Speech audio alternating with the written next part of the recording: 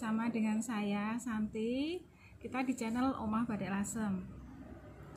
Kita akan mereview motif-motif batik lasem. Sebenarnya ada berapa sih motif-motif batik lasem itu? Yang jelas motif batik lasem itu banyak sekali. Tapi yang akan kita review kali ini adalah batik tulis lasem motif ini yang saya pegang ini. Namanya motif kricak. Ya pemirsa, seperti diketahui bahwa motif-motif batik lasem itu dipengaruhi oleh budaya-budaya yang ada di sekitarnya.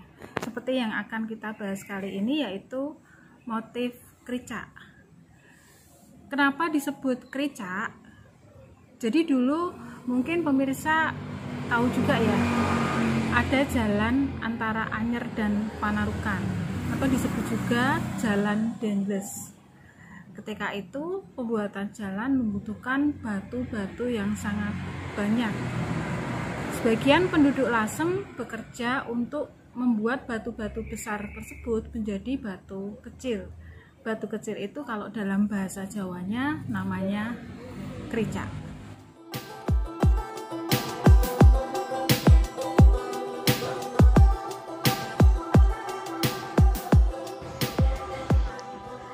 Jalan Raya Pos adalah jalan yang panjangnya kurang lebih 1000 km yang terbentang sepanjang utara Pulau Jawa, dari Anyer sampai Panarukan.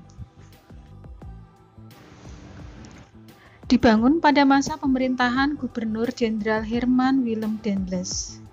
Tujuan pembangunan Jalan Raya Pos adalah memperlancar komunikasi antar daerah yang dikuasai Dendles di sepanjang Pulau Jawa, dan sebagai benteng pertahanan di pantai utara Pulau Jawa. Dendles mewajibkan setiap penguasa pribumi lokal untuk memobilisasi rakyat dengan target membuat jalan sekian kilometer. Yang gagal, termasuk para pekerjanya, dibunuh. Gubernur Jenderal Dendles memang menakutkan, kejam, dan tak kenal ampun. Dengan tangan besinya, jalan itu diselesaikan hanya dalam waktu setahun saja di tahun 1808. Jadi motif kricak itu seperti ini pemirsa. Ini bisa dilihat ya. Nah, gambaran batu-batu kecil atau kricak tersebut ditorehkan dalam kain batik. Seperti ini.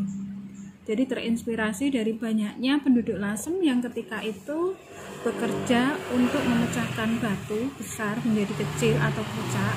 Kemudian karena pembatik itu merasa bahwa para pekerja itu mengalami sesuatu yang sangat berat ya. Hampir dalam kondisi tersebut mereka merasa bahwa ya teraniaya oleh William Dendles, seorang pemimpin Belanda yang menjabat tahun di 1808 sampai 1811.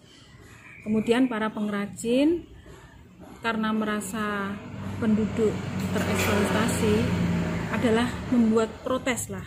Istilahnya membuat protes dengan membentuk batik motif kricak. Jadi mereka terinspirasi dengan kesedihan para penduduk Lasem ketika itu. Mereka kemudian membentuk batik dengan motif ini. Motif ini dulu banyak dipengaruhi oleh warna-warna sogan. Jadi kalau ini yang dilihat pemirsa adalah batik kontemporer, artinya warna-warna baru seperti ini, hijau-hijau pastel ya. Tapi ketika zaman dahulu rata-rata warnanya begini.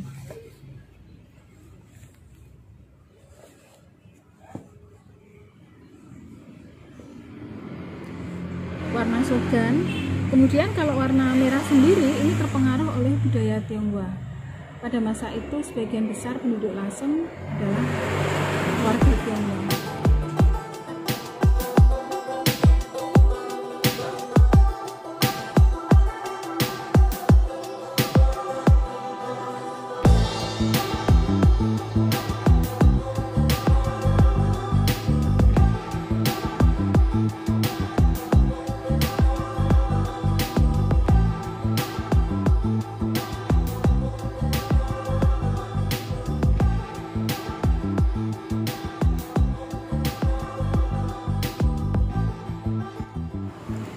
kalau warna seperti ini yang dilihat, ini adalah warna kontemporer. Jadi warna yang baru. Ini hijau-hijau pastel. Motifnya motif lama, motif rujak, tetapi warnanya warna baru. Kalau zaman dulu biasanya mereka memakai warna-warna seperti ini, warna sogan. Kemudian ada merahnya. Merah ini adalah ciri khas Lasem, namanya merah getih pitik. Jadi bentuk kericak dibuat dengan warna-warna yang klasik.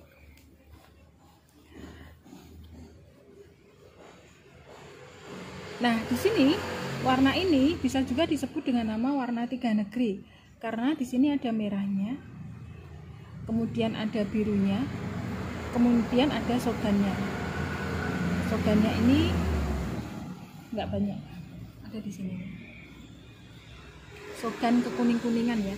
Kalau sogan di daerah Lasem itu agak kekuning-kuningan. Kalau di daerah Solo agak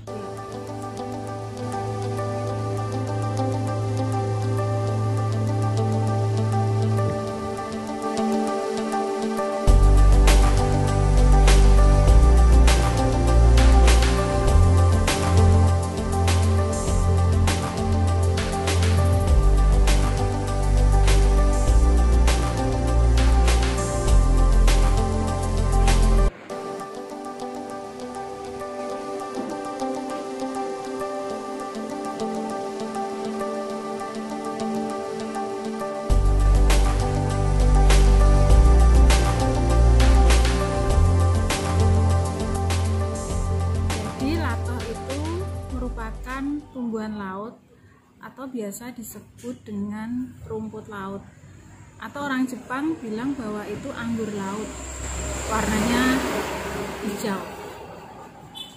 Nah, patoh banyak tumbuh di pesisir pantai Lasem. Kenapa terjadi badai latoh? Mereka terinspirasi untuk membentuk isen-isen berbeda di motif kain batik. Nah, seperti ini. Jadi latoh itu seperti ini pemirsa. Nah,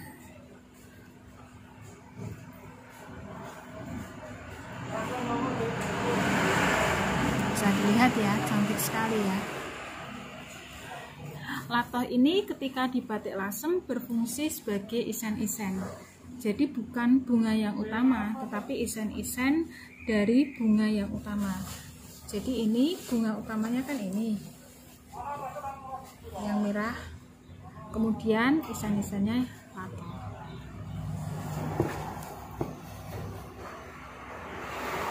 Kalau batik yang saya pegang ini motifnya adalah tiga negeri.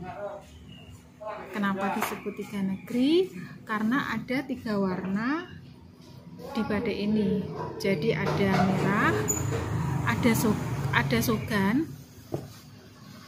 kemudian ada biru. Tetapi birunya ini dari pembatik dikombinasi diganti warna ungu.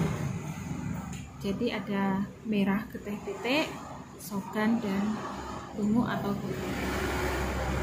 Batik seperti ini biasanya pembuatannya antara 1 bulan pemirsa.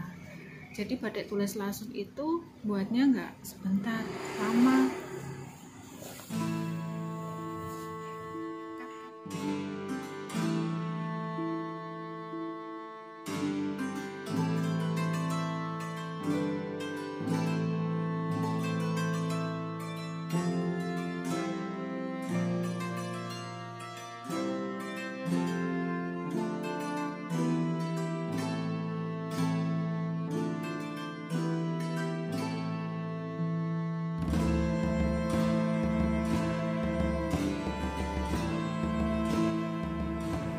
Latoh sendiri difungsikan sebagai isen-isen oleh pembatik. Isen-isen itu seperti ini pemirsa,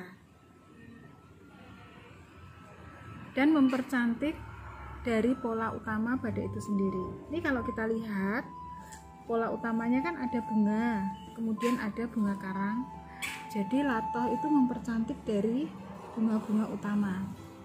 Merah, ada ungu, kemudian dengan motif latoh yang berwarna sogan atau kuning. Jadi kelihatan lebih cerah. Gambaran latoh yang seperti ini menjadikan baju itu lebih mewah. dan lebih bagus.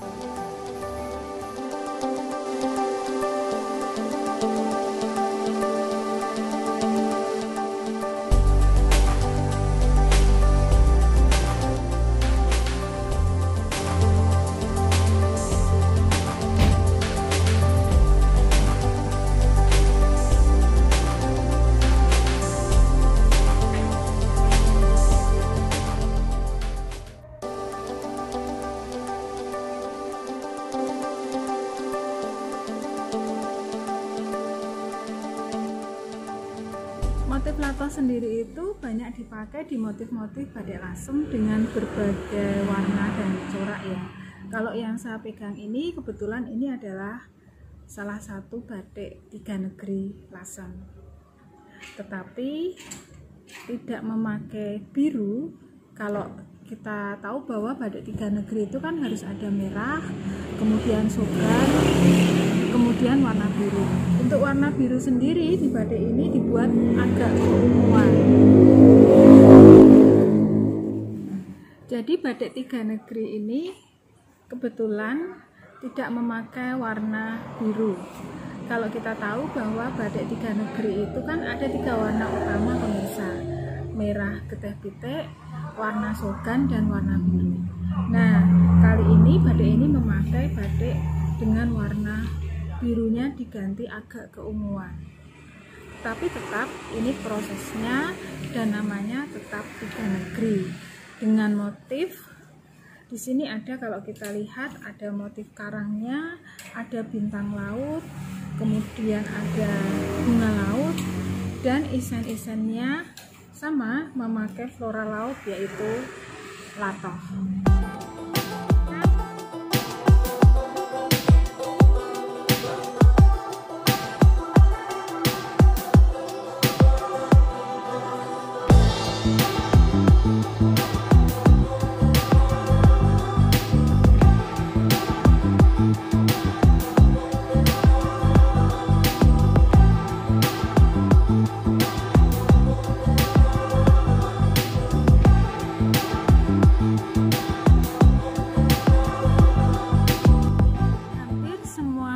Batik lasem memakai filosofi ketika batik itu dibuat, sama seperti latoh ini. Jadi kalau latoh itu tumbuhan laut yang dipotong di bagian manapun, ketika ia dibiarkan dia bisa tumbuh. Ketika dikena ombak dan patah, kemudian kena benda tajam patah atau tercabut dari akarnya dan rusak, dia akan tetap bisa tumbuh pemirsa. Jadi filosofinya untuk kita di kehidupan mendatang, bahwa pada setiap kesempatan apapun yang terjadi kita tidak boleh menyerah, kita harus selalu berjuang. Oke pemirsa, demikian tadi review saya mengenai batik motif latoh. Mudah-mudahan bermanfaat. Sampai jumpa lagi di lain kesempatan. Jangan lupa subscribe dulu ya, subscribe channel Omah Batik Lasem, supaya nanti pemirsa akan dapat info yang utama mengenai batik lasem. Sampai jumpa di lain kesempatan.